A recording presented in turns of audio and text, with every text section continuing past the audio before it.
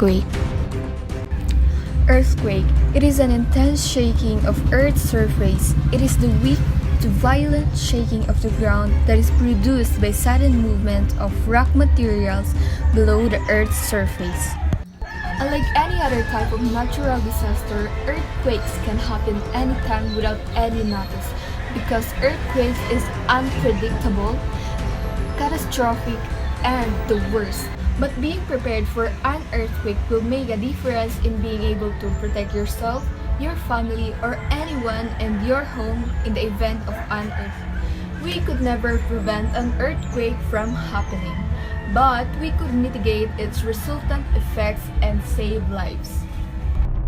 What should we do before, during, and after an earthquake? Here are the things that you must do before, during, and after an earthquake. So here are the things that you must do before an earthquake. First, prepare a disaster kit or emergency kit containing battery-powered radio, a flashlight with extra batteries, and first aid supplies. Learn to shut down gas, electricity, and any utilities.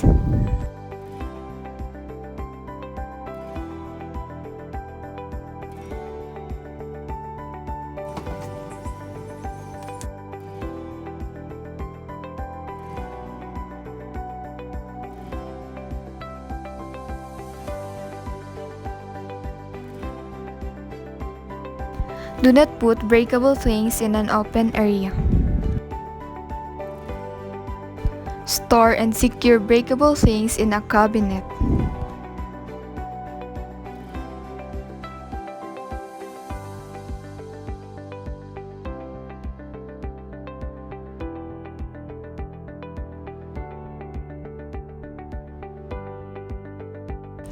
Have a piece of knowledge regarding the things to do during an earthquake and learn how to do the first aid when someone needed it.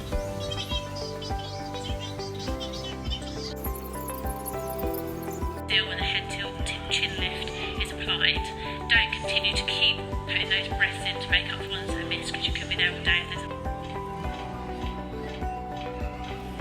And these are the things that you must do during an earthquake.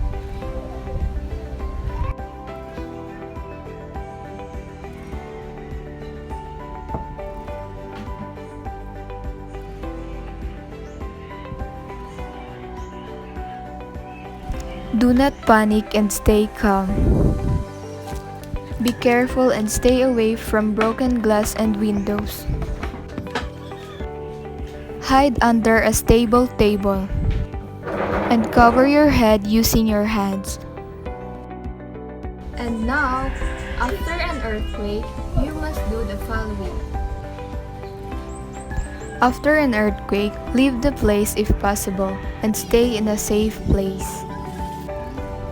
Prepare for the possible aftershock.